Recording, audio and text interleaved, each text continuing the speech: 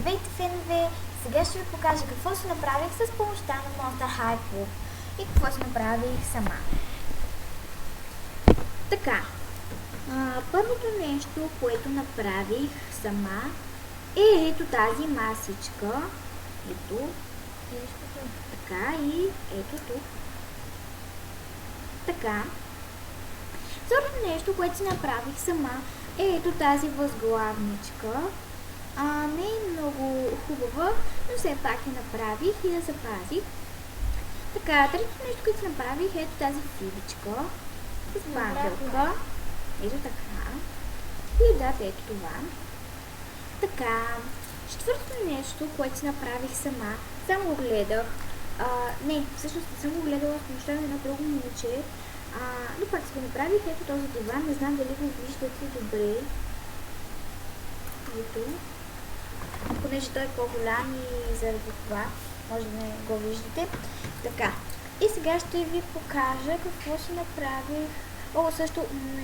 Също и направих ето този стол, благодарение на още едно друго момиченце, което по-лесно всъщност се прави този стол.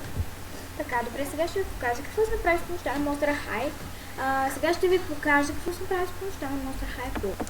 Така, първото нещо, което си направих, е ето тази кофа с парцалче. Всъщност аз съм направила само дрязах парчето плат и една мерителна чашка. Така. Второто нещо е ето тази малка гъбка. Ето.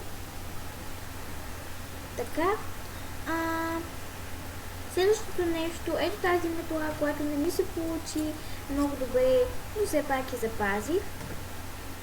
Така, следващото нещо е ето този моп, с който, колкото да се бърше пода, когато той наистина попива, знаете, защото това е от гъба.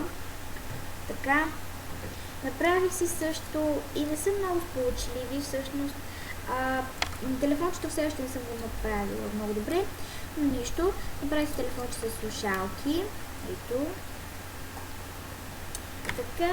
И не съм облепила с черно тиксо, но все пак ще се го запазя. Ето това е моделче. Тази глава не трябва и за това ще я гримирам и ще правя прически. Така, тя няма да пина ушите, но ще я направя. Така и ето, това е куклата с чупените ръце и крака, които в едно от клипчетата Monster High Club показа.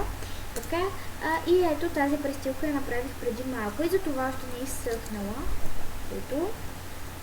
Така. И това беше. Благодаря, че гледахте този клип. Бай-бай!